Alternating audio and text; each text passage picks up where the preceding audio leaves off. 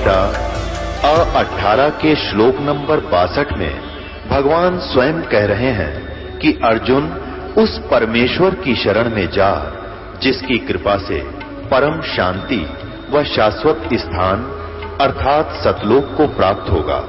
वो परमेश्वर कौन है, कहां है, कैसा है, जानने के लिए कृपया अवश्य सुनिए जगत गुरु तत्वदर्शी संत रामपाल जी महाराज के अमृत वचन।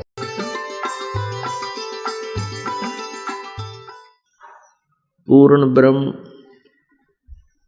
सर्व सृष्टि रचनहार कबीर परमेश्वर जी, ये वही परमात्मा है जो हम सबके कुल मालिक हैं। ये वही परमात्मा है जो काशी शहर में एक जुलाहे की भूमिका करके सशरीर आए थे, सशरीर चले गए। उसी परमेश्वर की असीम रजा से पुण्यात्माओं को ये सत्संग उपलब्ध हो रहा है। सत्संग के अभाव से ये प्राणी अपने मूल उद्देश्य को ना समझकर अपने जीवन को, मनुष्य जीवन को व्यर्थ कर जाता है। यहाँ का जो प्रभु है, 21 ब्रह्मांड का स्वामी ब्रह्म, जिसको सरपुरुष में नासवान प्रभु सरब्रह्म भी बोलते हैं, सरब्रह्म। हम अपनी संत लैंग्वेज में परमात्मा कबीर जी की वाणी में इसे सरब्रह्म बोला है। सरब्रह्म माने नासवान प्रभु, अक्षर ब्रह्म, ये परब्रह्म है। वैसे अक्षर ब्रह्म बोलते हैं अविनाशी परमात्मा को। लेकिन यहां 3 प्रभु हैं, 3 स्वामी हैं मुख्य तौर पर। एक ब्रह्म, एक परब्रह्म, एक परम अक्षर ब्रह्म। इन्हीं को दूसरे शब्दों में सरब्रह्म को, सरपुरुष को, जो 21 ब्रह्मांड का स्वामी है, इसको ज्योत स्वरूपी निरंजन भी कहते हैं, इसको सरब्रह्म भी कहते हैं। अभी तक जितने भी ऋषि महर्षि हुए हैं, उनकी बुद्धि का सतर, उनके अध्यात्म ज्ञान का सतर इस ब्रह्म तक ही पहुंचा। जबकि हमारे सदग्रंथ प्रत्यक्ष प्रमाण दे रहे हैं, वो ब्रह्म वेदों का ज्ञान देता है, ब्रह्म ही गीता का ज्ञान देता है। वो ब्रह्म कह रहा है कि वो परमात्मा, जैसे यजुर्वेद अध्याय नंबर 40 के श्लोक नंबर 17 में, मंत्र नंबर 17 में, यजुर्वेद में कुल 40 अध्याय हैं और 40वें अध्याय का 17वां मंत्र लास्ट मंत्र है, यानी यजुर्वेद का अंतिम मंत्र है। उसमें स्पष्ट किया है कि ब्रह्म कह रहा है कि मैं तो ऊपर ब्रह्म लोक में रहता हूं और मेरा ओम नाम है। और वो परमात्मा, वो पूर्ण परमात्मा तो ऊपर प्रोक्ष है, गुप्त है। तो पुण्यात्माओं, ये ऋषि महर्षि वेदों को समझ नहीं सके। इसके विषय में परमेश्वर कबीर जी ने कहा है कि गुरु बिन काहू न पाया ज्ञाना, जो थोथा बुस छड़े मूड किसाना। गुरु बिन वेद पढ़े जो प्राणी, समझे न सार रहे अज्ञानी। पुण्यात्माओं, जिन श्रद्धालुओं को इस दास का सत्संग सुनते बहुत समय हो गया है, उनके हृदय में ये सच्चाई स्वीकार हो चुकी है कि कबीर परमेश्वर के अतिरिक्त या उस परमेश्वर से परिचित उन महान आत्माओं को छोड़कर और वर्तमान में इस दास को छोड़ के, और इस दास से प्राप्त ज्ञान के तो अब कहना ही क्या है, तो लाखों की संख्या में परमात्मा की आत्माएं जागेगी। अन्यथा इस विश्व में किसी के पास यथार्थ ज्ञान नहीं है, वेदों का ज्ञान नहीं, गीता जी का ज्ञान नहीं, पुराणों का भी ज्ञान इन पुराणों के पाठकों को नहीं, और बाइबल के पाठकों को बाइबल का ज्ञान नहीं, कुरान शरीफ के पाठकों को कुरान शरीफ का ज्ञान नहीं। इस दास के सामने सबसे बड़ी समस्या यही आ रही है कि जो पाठक, जो पुण्यात्मा जिस भी सदग्रंथ पर आश्रित हैं वो उसी से अपरिचित है, और यदि वो इससे परिचित होते तो दास 2 मिनट में समझा देता उनको। जैसे एक समय उदयपुर के अंदर हम सत्संग कर रहे थे, 4 दिवसीय सत्संग था। वहां एक बहन, उसको गीता जी के मंत्र श्लोक कंठस्थ याद थे और वो व्रत रखा करती 16 शुक्रवार के और एक और सोमवार के, बेरानी बृहस्पतिवार के कैसे रख रही थी। और सत्संग सुना, सत्संग के बाद वो नाम लेने के लिए उद्धत हुई। उसको नियम बताने लगे तो वो मना कर गई, कहने लगी मैं तो व्रत अवश्य रखूंगी, व्रत नहीं छोड़ सकती। तो उस समय वो मेरे पास लेकर आई भक्त कि जी ऐसे ऐसे इस बहन की प्रॉब्लम है, और बहुत अच्छी आत्मा है, ज्ञान से प्रभावित है। फिर मैंने उससे कहा बेटी तू कौन से ग्रंथ को सत्य मानती है, पुराण को या गीता जी को? कहने जी गीता जी को मैं डेली पाठ करती हूँ। मैंने कहा कि 6 अध्याय के 16वें श्लोक में ये स्पष्ट लिखा है कि अर्जुन यह साधना, यह योग न तो अधिक खाने वाले का और न बिल्कुल खाने वाले का, अर्थात व्रत रखने वाले का, ना अधिक जागने वाले का, ना अत्यधिक सोने वाले का सफल होता है। यानी इनका सफल नहीं होता, न तो बिल्कुल ना खावे। जैसे ये दास पहले हनुमान जी का व्रत रखा करता मंगलवार का, अब मंगलवार तो याद रह जाया करता, फिर सारा दिन रोटी ये याद रहा करती कि इस समय 12 बज जाएंगे। जो छोटी सी उम्र में लग गए थे, भूख सहन होती नहीं थी, नो देखा करते छा की छिजाली घड़ी भी ना आया करती जब तक। तो उस बहन ने मेरे बोलते ही बता दिया कि मैं 6 अध्याय के 16वें श्लोक में गीता जी ऐसा लिखा है। हाँ जी ऐसा लिखा है, ऐसा लिखा है। फिर अब पढ़े गीता जी ने और साधना करी गीता जी के विपरीत। तो गीता जी के अध्याय नंबर 16 के श्लोक नंबर 23 में यह भी कहा है कि शास्त्र विधि को त्याग कर जो मनमाना आचरण करते हैं उनको न तो सुख होता है, न उनकी गति होती है, न उनको सिद्धि प्राप्त होती है, यूजलेस। वह कहने लगे हाँ जी ऐसा ही लिखा है। अब उसको समझाना आसान हो गया, वो तुरंत मान गई। मैं फिर गीता जी को फाइनल मानती है, सत्य मानती है, जिसके विपरीत साधना करना तेरा कौन सा उद्देश्य है? फिर भगवान के विधान के विरुद्ध कर रही है, तुरंत त्याग दिया, उपदेश ले लिया। तो यदि ऐसे कोई उसको याद भी है मैं कहां के लिख रखा है तो 2 मिनट में समझा दे, और वो समझने वाला जिसने भगवान चाहिए वो मान जाओगा। तो पुण्यात्मा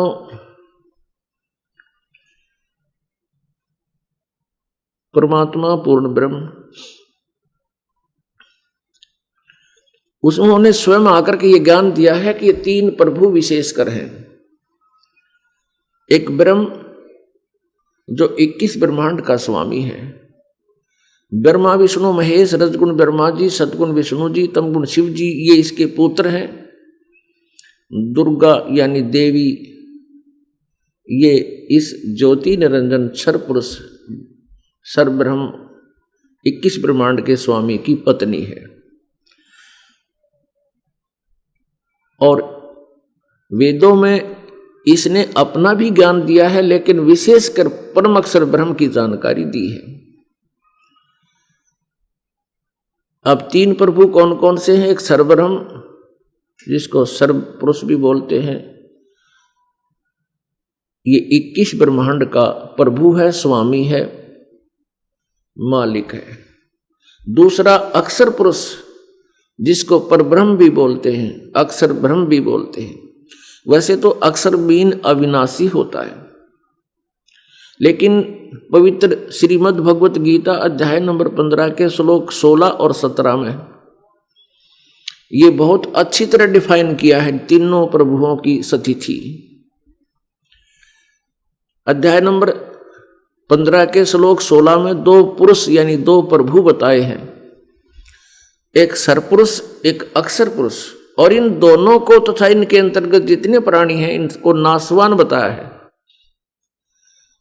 अब अक्षर पुरुष, अक्षर माने अविनाशी, लेकिन फिर भी इनका नाश बताया है श्रीमद् भगवत गीता। और जीवात्मा तो अविनाशी चींटी की भी है, मनुष्य की भी है। जीवात्मा अविनाशी होता है। श्रीमद् भगवत गीता अध्याय नंबर 15 के श्लोक नंबर 17 में तुरंत फैसला कर दिया कि उत्तम पुरुष है तो अन्य परमात्मा इति उदाहरते। उत्तम पुरुष यानी पुरुषोत्तम, वास्तविक प्रभु, श्रेष्ठ परमेश्वर, जिसको परमात्मा कहा जाता है, जो परमात्मा है वो तो कोई अन्य है। 16वें श्लोक में वर्णित 2 प्रभुओं सरपुरुष और अक्षर पुरुष से कोई और है, अन्य है। और वही ये लोक त्रयम् आविश्य विवर्ति अव्यय ईश्वर है, जो तीनों लोकों में प्रवेश करके सबका धारण पोषण करता, वो है अविनाशी भगवान, अव्यय ईश्वर, अविनाशी परमेश्वर। तो पुण्यात्मा, इन तीनों प्रभुओं की सतिथि कैसे है? सरपुरुष ये 21 ब्रह्मांड का स्वामी है, ये नासवान है, ये स्वयं गीता ज्ञान दे रहा है श्री कृष्ण जी में प्रवेश करके। ये काल भी कहलाता है। गीता जी अध्याय नंबर 11 के श्लोक नंबर 32 में कहा कि मैं काल हूं और सबको खाने के लिए अब प्रवृत्त हुआ हूं। गीता अध्याय नंबर 11 के श्लोक नंबर 21 में अर्जुन देख रहा उसके विराट रूप को, काल के रूप को देख रहा और कह रहा है कि प्रभु आप तो ऋषियों को भी खा रहे हैं, देवताओं को भी खा रहे हैं, और वो आपसे मंगल कामना कर रहे हैं, वेदों के स्तोत्रों से आपसे याचना कर रहे हैं, हमें बख्श दो, मंगल हो, मंगल हो। आप तो उनको भी खा रहे हो।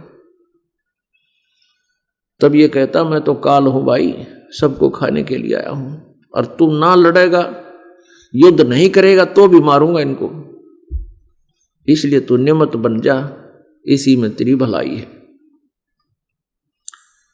गीता ज्ञान दाता कहता है कि 4 अध्याय के 5वें और 9वें श्लोक में अर्जुन तेरे और मेरे बहुत जन्म हो चुके हैं, तू नहीं जानता मैं जानता हूं। मेरे कर्म और जन्म अलौकिक हैं।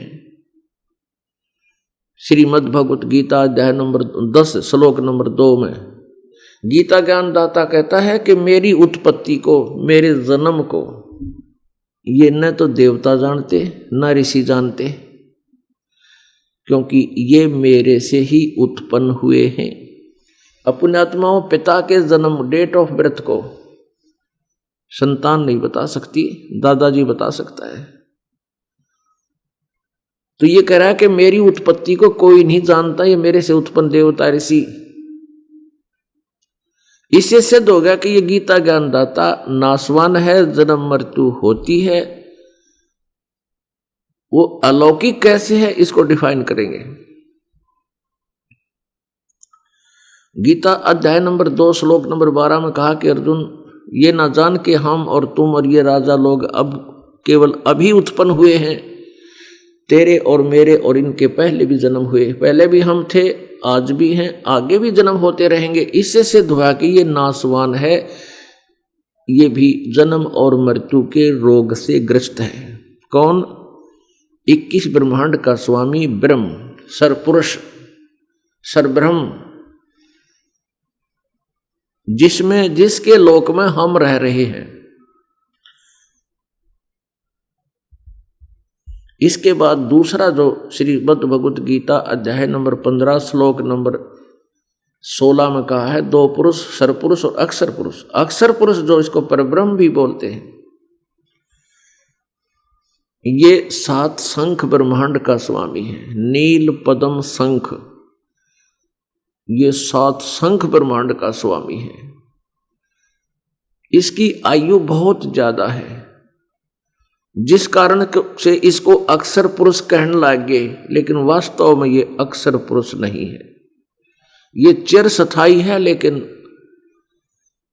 अविनाशी नहीं है।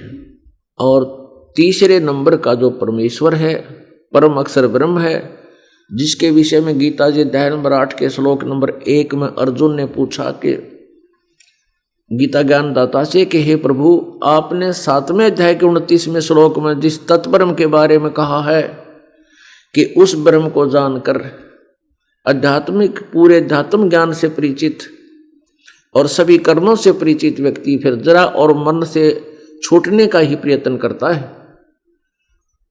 तो गीता में अर्जुन ने पूछा 8वें अध्याय के प्रथम मंत्र में कि वो किम तत्ब्रह्म, वो तत्ब्रह्म कौन है, क्या है? गीता ज्ञान दाता ने 8वें अध्याय के तीसरे मंत्र में उत्तर दिया कि वो परम अक्षर ब्रह्म है। इति सिद्धम के वो गीता ज्ञान दाता से कोई अन्य परमेश्वर है। गीता जी अध्याय नंबर 8 के श्लोक नंबर 5 और 7 में अपने बारे में गीता ज्ञान दाता कहता है कि अर्जुन, तू युद्ध भी कर और मेरा सिमरण भी कर, इससे तो मुझे प्राप्त होगा। अपने मंत्र की जानकारी बताते हुए कहते 8वें अध्याय के 13वें श्लोक में गीता जी में कहा कि अर्जुन, ओम इति एक अक्षरम ब्रह्म विभारण माम अनुसमरण ये परियाति तजंदेहम सयाति परमाम गतिम। माम ब्रह्म माने मुझ ब्रह्म का, ओम यह एक अक्षर है, उच्चारण करके स्मरण करता हुआ यह परियाति तजंदेहम, जो शरीर छोड़कर जाता है, सयाति परमाम गतिम, वो ओम के जाप से मिलने वाला जो लाभ है उस सतर की परम गति को प्राप्त होता है। यदि ब्रह्म की साधना ओम मंत्र से है, ओम का जाप, ब्रह्म का जाप करने वाला साधक ब्रह्मलोक में जाता है। 8वें अध्याय के 16वें श्लोक में लिखा कि ब्रह्मलोक पर्यंत भी ये सभी प्राणी पुनरावृत्ति में है, इनकी जन्म और मृत्यु सदा बनी रहेगी। अब गीता ज्ञान दाता 4थे अध्याय के 34वें श्लोक में कहता है कि अर्जुन, उस परम अक्षर ब्रह्म की जानकारी,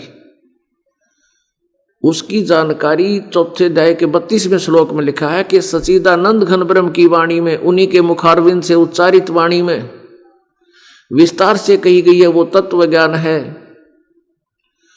4थे अध्याय के 34वें श्लोक में कहा कि उस तत्व ज्ञान को तू तत्वदर्शी संतों के पास जाकर समझ, और उनको दंडवत प्रणाम करने से, कपट छोड़कर प्रसन्न करने से वो तत्वदर्शी संत तुझे परमात्मा के विषय में यथार्थ जानकारी देंगे। फिर बताया है श्रीमद् भगवत गीता अध्याय नंबर 17 के श्लोक नंबर 23 में कहा है कि अर्जुन, उस सच्चिदानंद घन ब्रह्म की साधना, उसके पाने का मंत्र, उसके पाने की विधि ओम तत्सत इति निर्देश है। ब्रह्मण त्रिविध समर्थ है। ओम तत्सत इस मंत्र का निर्देश माने फाइनल फैसला है, नथिंग एल्स। ब्रह्मण यानी सच्चिदानंद घन ब्रह्म का ये ओम तत्सत नाम है, मंत्र है। और त्रिविधः समर्थः, इसको 3 प्रकार से इसका सिमरण होता है। जिन पुण्यात्माओं को सारनाम प्राप्त हो गया है उनको इन तीनों मंत्रों की जानकारी है और उनका सिमरण विधि भी 3 ही प्रकार से होती है। गीता ज्ञानदाता 8वें अध्याय के 5 और 7 में तो अपने विषय में बता रहा है कि मेरी साधना करेगा वो ओम नाम से तो मुझे प्राप्त होगा। श्रीमद् भगवत गीता अध्याय नंबर 8 के श्लोक नंबर 8, 9, 10 में उस सच्चिदानंद घन ब्रह्म दिव्य परम पुरुष के बारे में जानकारी दी है कि उसकी भक्ति यदि करेगा, उस परम संत से जानकारी लेकर, तत्वदर्शी संत से जानकारी लेकर, और वो 3 मंत्र का जाप बतावेगा। ओम तो ये ब्रह्म का है और तत् ये परब्रह्म कहो, अक्षर पुरुष कहो, उसका है। और सत ये सांकेतिक है, तत् भी सांकेतिक है, सीधा मंत्र नहीं है, गुप्त है। और वो सत जो है वो परम अक्षर ब्रह्म का जाप है, वो गुप्त है, सांकेतिक है। वो ये दास ही बताओगा क्योंकि वो तत्वदर्शी संत ही उसकी वे ऑफ वर्शिप बता सकता है। ये गीता जी भी प्रमाण देते हैं और पवित्र वेद भी बताते हैं। तो ओम तत्सत इसकी 3 प्रकार से सिमरण होता है। तो 8वें अध्याय के गीता जी में 8, 9, 10 मंत्र में कहा है कि उस परमात्मा की जो भक्ति करता है, जो सबका संचालक है, सबका उत्पत्ति करता है, सूर्य के सदृश जो तेजों में है,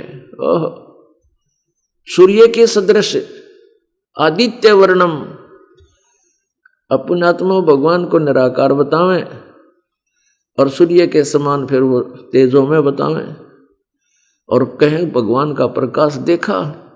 भगवान नहीं देखा जा सकता। अब सूर्य बिना प्रकाश किसका देखा? जब सूर्य के तुल्य साकार हुआ वो, तो इस प्रकार ये अज्ञान की, अविद्या की गांठ बंद की थी सबके हृदय में। परमात्मा ने दया करी, अपनी पुण्यात्माओं को ये यथार्थ ज्ञान दिया। तो गीता ज्ञानदाता कहता उस परम अक्षर ब्रह्म की पूजा करने वाला उस परमात्मा को भक्ति की शक्ति से प्राप्त होगा। भक्ति बल से यानी साधना की कमाई तय उस परम अक्षर ब्रह्म को प्राप्त हो जाएगा। उसकी भक्ति करेगा तो उसको प्राप्त होगा। गीता जी अध्याय नंबर 8 के श्लोक नंबर 6 में कहा कि एक विधान है ये कि अंत समय में जो जिस भी भाव में भावित रहता है, अंत समय में भी वो उसी से प्रभावित और उसी में आसक्त रहता है। अब यदि मेरी भक्ति करेगा तो मेरे में आसक्त रहेगा, मुझे ही प्राप्त होगा। जहां आशा ता बासा होई, मन कर्म वचन सुमरियो सोई।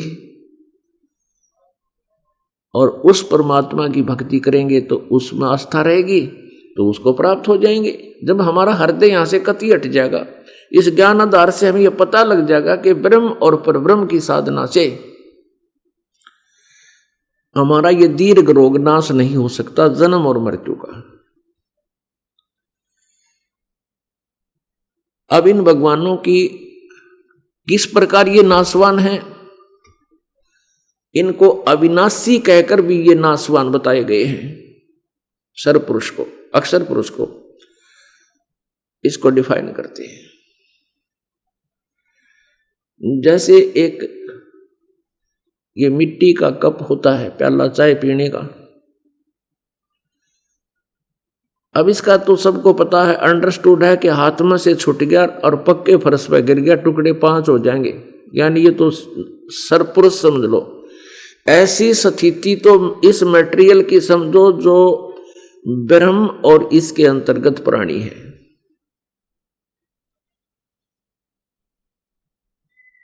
और दूसरा जो अक्षर पुरुष है, अक्षर माने अविनाशी, पुरुष माने प्रभु, सात्संग ब्रह्मांड का स्वामी। इसको समझो ये स्टील का कप है, स्टील का प्याला है। अब स्टील का कप अगर हाथ से गिर जाता है, यदि पक्के फर्श पर टूटता नहीं, वो यूं का यूं रह जाता है। लेकिन उसका भी विनाश होता है, समय अधिक लगता है और एक समय आने पर उसमें जंग लगकर वो डिस्ट्रॉय हो जाता है, विनाश होता है। लेकिन वो समय बहुत घना, उस मिट्टी के कप जिसको चीनी का कप बोल रहे हैं, उसकी तुलना में वो स्टील का कप चिरस्थायी है, अविनाशी महसूस होता है, लेकिन वास्तव में अविनाशी नहीं है। और सोने का कप, एक सोने का कप हो, उसको जंग नहीं लगता, वो चिरस्थायी, वो वास्तव में अविनाशी है। तो ये सतिथि फॉर एग्जाम्पल है। अब इनकी आयु से परिचित कराते हैं। जैसे ब्रह्मा जी रजगुण काल का पुत्र, ब्रह्मा जी, विष्णु जी और शिव जी, ये तीनों नासवान हैं। पुण्यात्मा, पवित्र हिंदू समाज के गले या बात जल्दी से उतरती नहीं कि ब्रह्मा विष्णु महेश नासवान है, लेकिन ये गले उतारनी पड़ेगी। और उसके लिए हमने वो क्या करना, शुगर कोटेड ये टैबलेट बना रखी है, अभी दिखाते हैं। अब सबसे पहले तो ये प्रमाणित करना पड़ेगा कि ब्रह्मा विष्णु महेश जी तीनों नासवान हैं। फिर बाकी भगवानों को की स्थिति समझने में कोई भी समस्या, प्रॉब्लम नहीं आएगी। देखिएगा श्री देवी भागवत, ये गीता प्रेस गोरखपुर से प्रकाशित है। संपादक हैं हनुमान प्रसाद पोदार चिमनलाल गोस्वामी। प्रकाशक एवं मुद्रक हैं गीता प्रेस गोरखपुर, गोविंद भवन कार्यालय, कोलकाता का संस्थान। ये इनके फैक्स और फोन नंबर है। इसके 123 पृष्ठ पर ये कंसेप्ट क्लियर हो जाता है कि ब्रह्मा विष्णु महेश नासवान है और इनकी जन्म मृत्यु होती है। ये तीसरा स्कंध, वही देवी भागवत। भगवान विष्णु जी अपनी माता दुर्गा के विषय में उसकी महिमा गा रहे हैं। तुम शुद्ध स्वरूपा हो, ये सब सारा संसार तुम इसे उद्भासित हो रहा है। मैं ब्रह्मा और शंकर हम सभी तुम्हारी कृपा से विद्यमान हैं। हमारा आविर्भाव और तिरोभाव हुआ करता है। केवल तुम ही नित्य हो, जगत जननी हो, प्रकृति और सनातनी देवी हो। ब्रह्मा विष्णु और शंकर, ब्रह्मा जी कह रहे हैं कि हमारा आविर्भाव माने जन्म, तिरोभाव माने मृत्यु हुआ करता है। केवल तुम ही नित्य हो, जगत जननी हो, प्रकृति और सनातनी देवी। ये भी याद रखना कि प्रकृति दुर्गा को कहते हैं। ये गीता जी के 14वें अध्याय में जब इनकी उत्पत्ति दिखाएंगे आपको समझ में आओगी।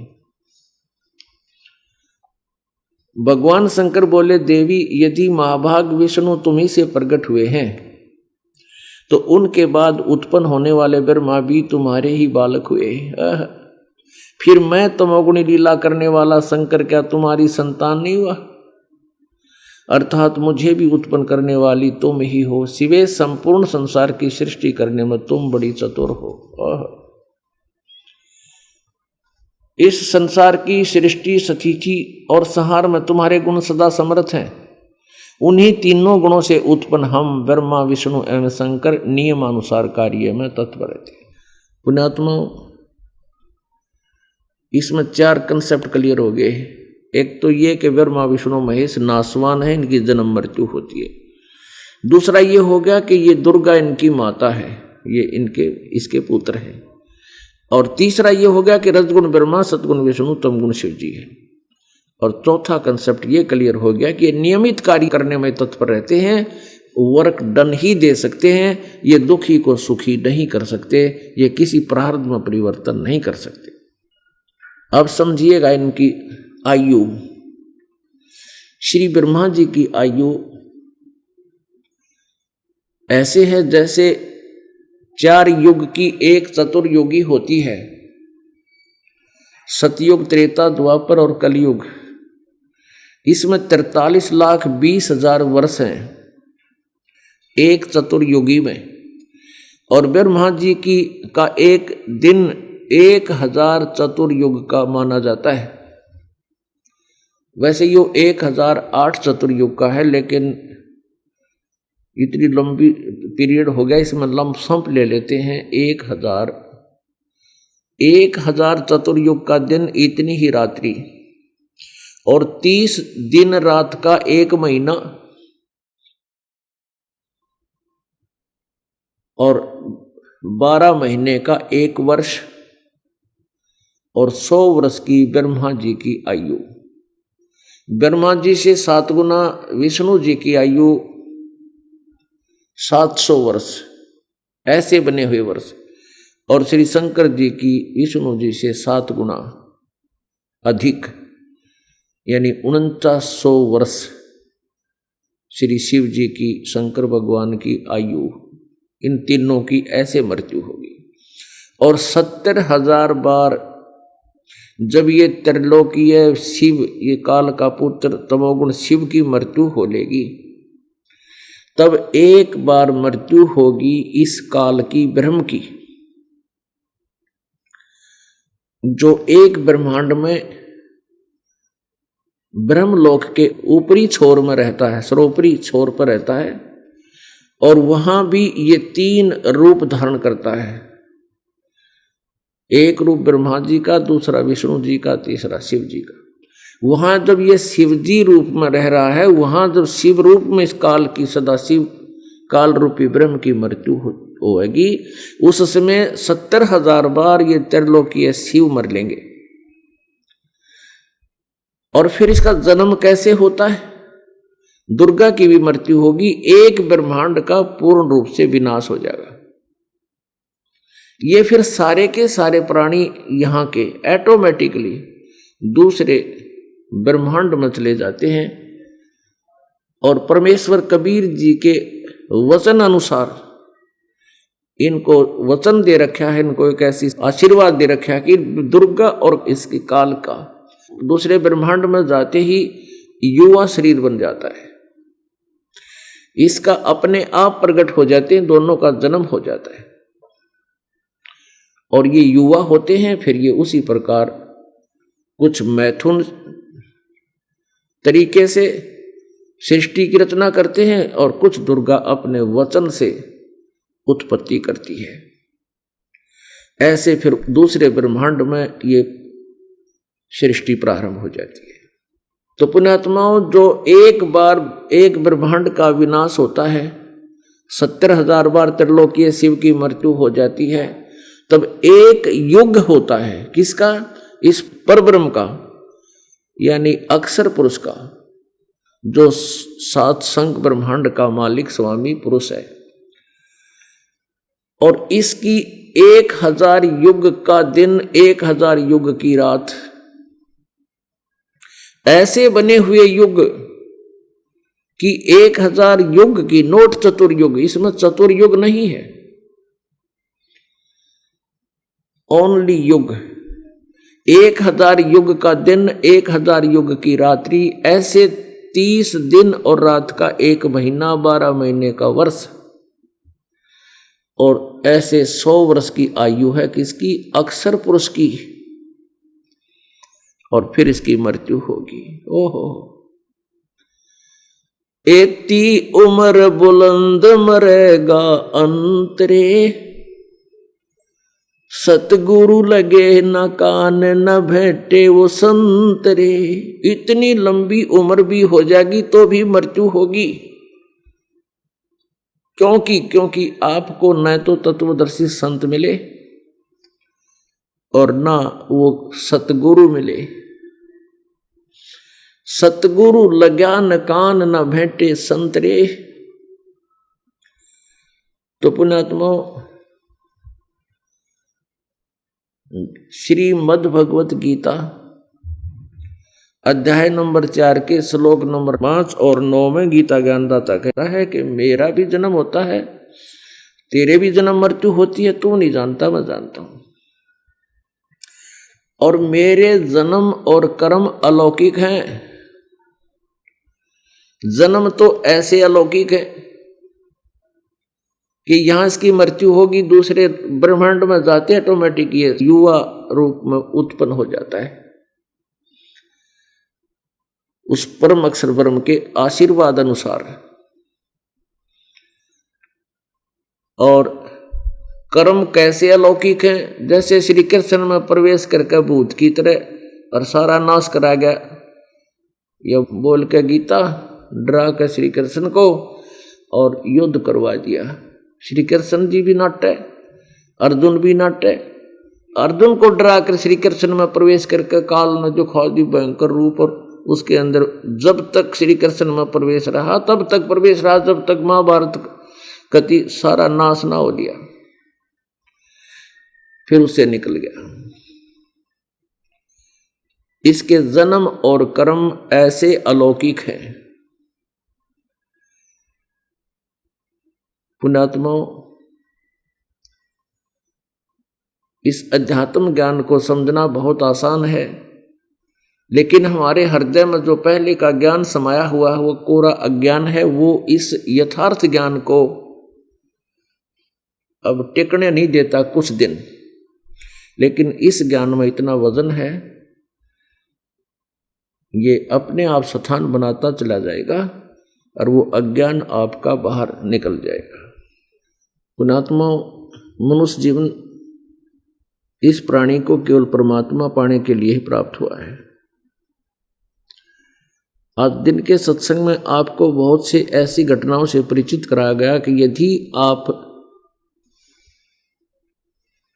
बहुत गहराई से सोचोगे तो आप जी का मन अपने आप भक्ति को ग्रहण कर लेगा। इस मन को जब हम यहाँ के यथार्थ कष्ट से और यथार्थ स्थिति से परिचित करा देंगे, तब इस मन की जो दिशा है वो बदल जाएगी और इसकी गति बहुत तेज है। फिर ये परमात्मा की भक्ति भी इतनी ही स्पीड तय करेगा जितनी स्पीड तय यो बकवाद करता है।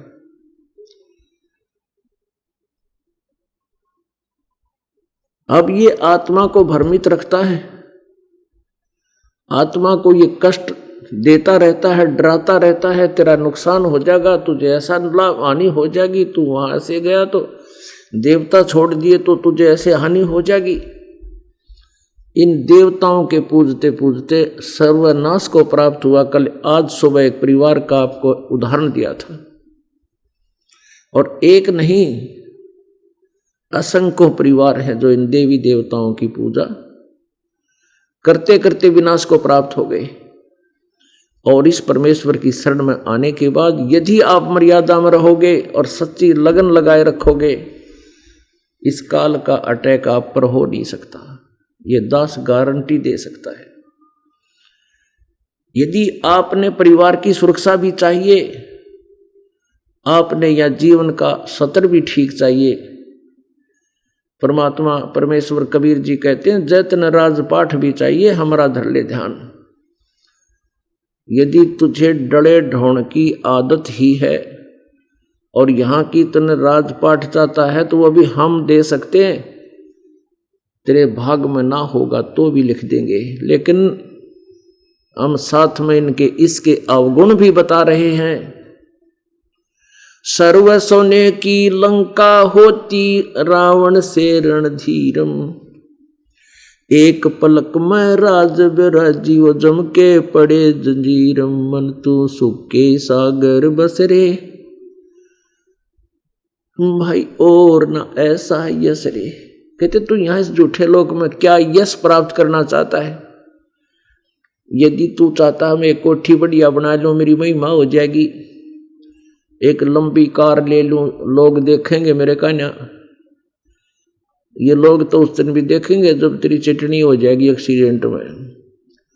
वो भूल गया तू। हम न्यों भूल के गलती करते हैं और परमात्मा में याद दिलाई जाती है कि ये महापुरुषों ने हमें उदाहरण दिए हैं, ना जाने काल की कर डारे और किस विध ढल जा पासावे, जिनाते सरते मौत खुड़क जीवनानु केड़ा हासावे। अब हम इतना ज्ञान समझते हैं, इतना ज्ञान परमात्मा ने हमें दिया और इस दास ने भी कसर नहीं छोड़ रखी आपको टू दी पॉइंट उदाहरण दे दे के आपके हृदय में इसी चोट मारी जाती है कि ये बज्र जो आपके अंदर जमा हो गया, अज्ञान ये हट जावे तब ये भक्ति प्रवेश होएगी। आप प्रतिदिन देखते हो कैसे दुर्घटना में एक परिवार का परिवार नष्ट हो जाता है, लेकिन हमारे यहाँ बिल्कुल भी नहीं डर बनता कि यह बात तो हमारे साथ भी कभी हो सकती है। सपने में भी ना याद आती है बातें। तो ये जब तक याद नहीं आवेंगी, या लल्लो पत्तों की भक्ति है आपकी, ठीक है, जैसा कर रहे हो इसका फल अवश्य मिलेगा, लेकिन मोक्ष से वंचित रह जाओगे। और पुण्यात्माओं, यहां जो प्राणी आता है उसका उद्देश्य मोक्ष प्राप्ति होना चाहिए, और बाकी क्या संसारिक सुख तो भगवान कोई बालक नहीं, उसको पता है। जैसे डॉक्टर के ऑपरेशन और थिएटर में आप आ गए, हॉस्पिटल में एडमिट हो गए, अब उसने सारा पता है इस मरीज को किस समय के आहार देना है और के इसको आवश्यकता है, किस वस्तु की कैसी टेबलेट इसको देनी है। तो जब हम परमात्मा की शरण में आ जाते हैं, उस परमेश्वर को हमारा सारा ज्ञान हो है कि इसको किस चीज की आवश्यकता है। पुण्यात्माओं, जिस श्रद्धालु ने 2 वर्ष 3 वर्ष इस परमात्मा के चरणों में लगे हो चुके हैं, वो खूब परिचित है इस माल्य की महिमा से। एक नहीं, वो 20-20 गुण गिना देगा उस मालिक के कि मेरे साथ ऐसे कर दिया, ऐसे हो गया। जो आम जनता को बताओगे तो वो मानने को ना आपने झूठा बताएंगे, लेकिन परमात्मा ऐसी लीला किया ही करते हैं। तो फिर आपने फिर डर कैसा? फिर आप जब परमात्मा की शरण में आ ही गए हो तो मोक्ष उद्देश्य रखना। साईं इतना दीजियो जिसमें कुटुंब समावे, हम भी भूखे ना रहे हैं, अतिथि न भूखा जावे। इससे अधिक डिमांड करना फिर करता है जो पुरानी, तो उसको ज्ञान नहीं भक्ति का। अभी तक वो बालक ही है, कोई बात नहीं, चलते रहो। अब यहां प्राणी अत्यधिक 60% कहूं या 80% कहूं, वो प्राणी आते हैं जो कति दुखी और सारे तो छक लिए, डॉक्टर ने जवाब दे दिया, देवी देवता ने दे तोड़ ली, तब यहां आते हैं। और उनका उद्देश्य केवल सुख ही प्राप्त करना होता है, संकट निवारण कराना ही होता है। बहुत अच्छी बात है।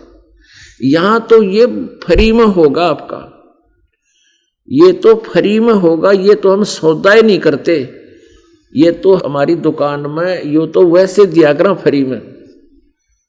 और हम वास्तविक जो सौदा करते हैं, जो माल बेच रहे हैं, वो तो मोक्ष रूपी हीरा है।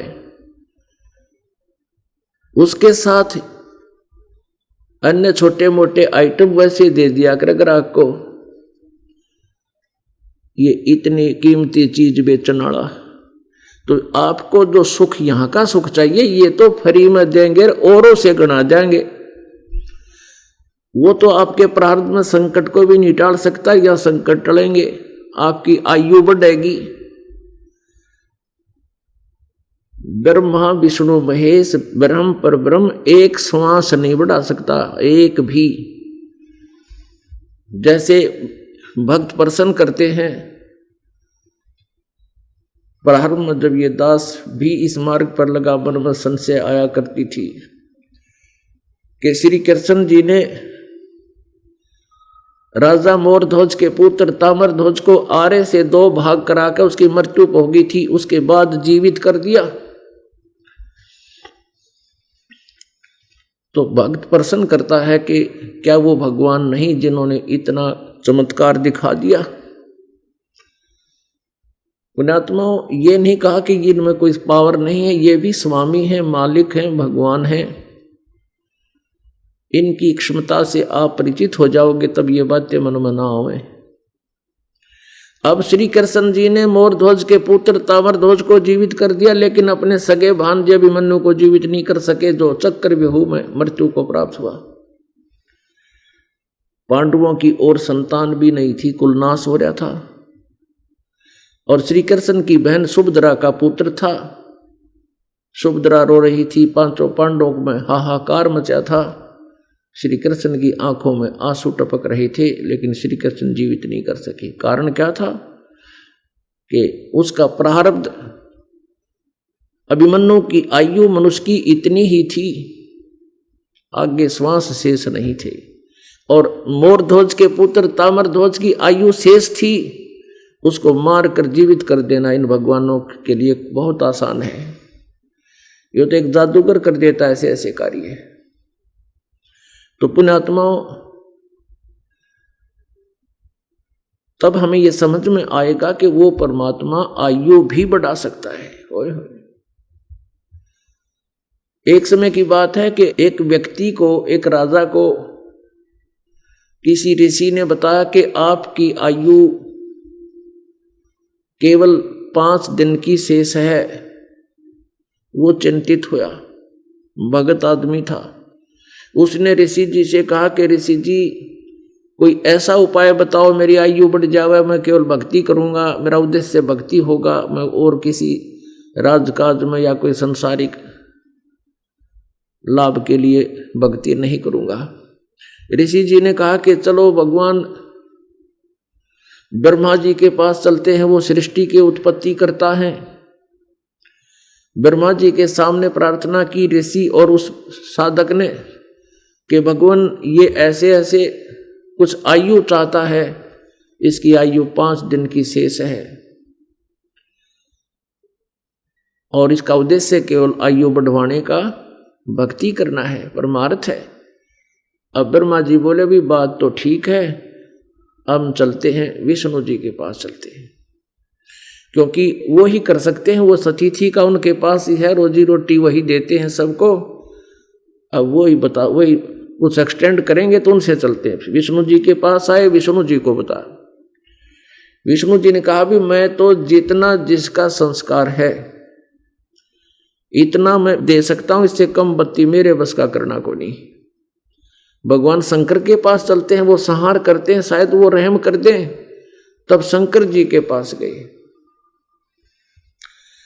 अब शंकर जी ने कहा भी मेरे पास तो जब आदेश होता है, जितने जिसका समय आता है उसी को मार सकता हूं, इससे आगे पीछे मैं नहीं कर सकता, एक श्वास भी नहीं घट बढ़ सकता।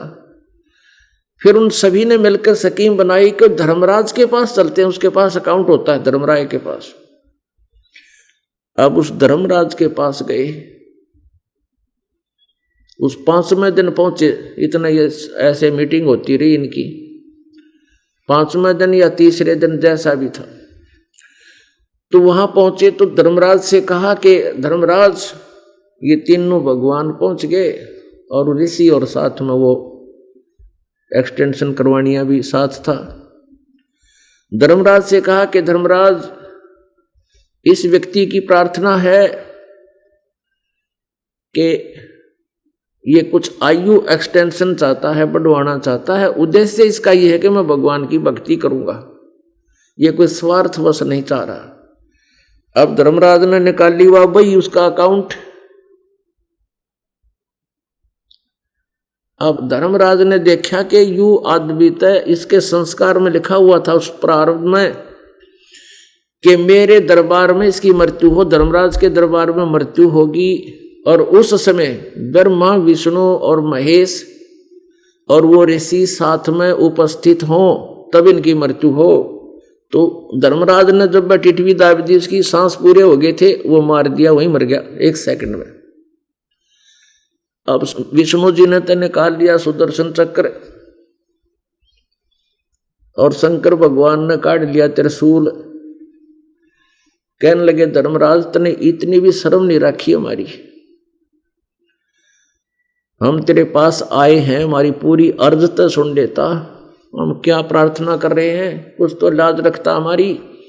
धर्मराज कहने लगा भगवान अब मारो चाहे छोड़ो, मैं भी पराधीन हूं। इसके प्रारब्ध में ये लिखा हुआ था कि मेरे ये देख लो वही दिखा दी कि धर्मराज के दरबार में इसकी मृत्यु हो और ब्रह्मा विष्णु महेश और ये ऋषि यहां पर उपस्थित हो तब इसकी मृत्यु हो। आपने तो मेरा काम आसान कर दिया, यहां ले आए इस नर आप आगे। अब देख कर भाई ने वो तीनों के हथियार नीचे हो गए। धर्मराज ने कहा कि एक काम करो, एक काम कर सकता हूं, आप अपनी आयु दे दो इसको, जो सा देना चाहता मैं इसकी उम्र बढ़ा दूंगा। अब अपनी का नंबर आओ जो कोई ना बिरानी आगे में चला करे। तीनों खिसक गए, गेला ऋषि जी साथ ही साथ, वो पड़ा मरा वहीं पर था। तो पुण्यात्माओं, मासा घटे ना तिल बधे, विधना लिखे जो लेख, और सच्चा सतगुरु मेठ के ऊपर मार दे मेख।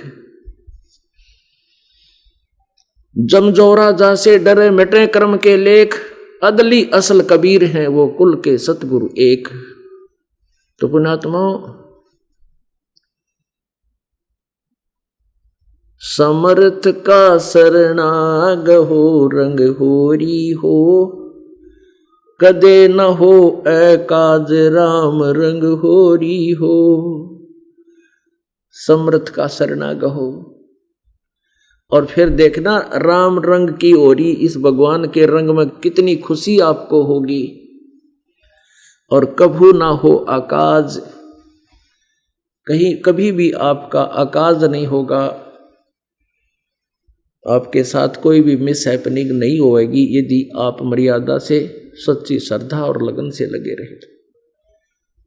काल जो पीसे पीसना, जोरा है पनिहार, ये दो असल मजदूर हैं मेरे सतगुरु के दरबार। गरीबदास साहिब जी आंखों देखा भगवान कबीर जी की समर्थता को बता रहे हैं कि ये 21 ब्रह्मांड का स्वामी, ये काल, ये तो मेरे भगवान का काल जो पीसे पीसना यानी चक्की पीसता है, उदाहरण समझो कि ये मजदूर है उसका। और ये जोरा जो मृत्यु है, ये परमात्मा कबीर जी की पनिहार माने पानी भरण वाली। पहले जिस समय ये वाणी बोली थी उस समय जल कुओं से बरबर कर लाया करते, नौकरानी भरा करती राजाओं के जल। तो कहते हैं काल जो पीसे पीसना, जोरा है पनिहार, ये दो असल मजदूर हैं मेरे सतगुरु के दरबार। काल डरे करतार से, जय जय जय जगदीश, जोरा जोड़ी झाड़ता और पगरज डारे शीश। ये काल डरता है परमात्मा कबीर जी से, और जय जय जय जगदीश उसकी जय जयकार करता है। और ये मौत परमात्मा की जूती झाड़ती है, यानी उसकी नौकरानी है, और उसके आदेश बिना यह परमात्मा के भक्त को टच नहीं कर सकती।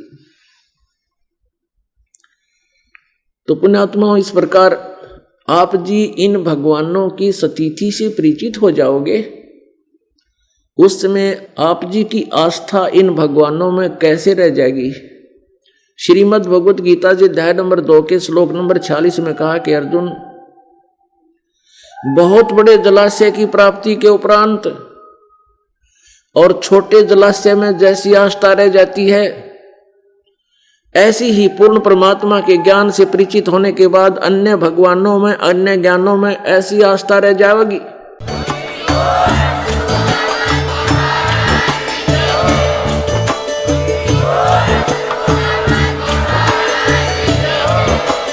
आप सुन रहे थे जगत गुरु तत्वदर्शी संत रामपाल जी महाराज जी के मंगल प्रवचन। अधिक जानकारी के लिए विजिट कीजिए हमारी वेबसाइट www.jagatgururampalji.org। संत रामपाल जी महाराज जी के शुभ आशीर्वाद से पूरे विश्व भर में 500 से भी ज्यादा नाम दीक्षा केंद्र हैं, जिन पर संत रामपाल जी महाराज जी द्वारा ऑनलाइन निशुल्क नाम दीक्षा दी जा रही है। अपने नजदीकी नाम दीक्षा केंद्र का पता करने के लिए संपर्क करें 8222880541।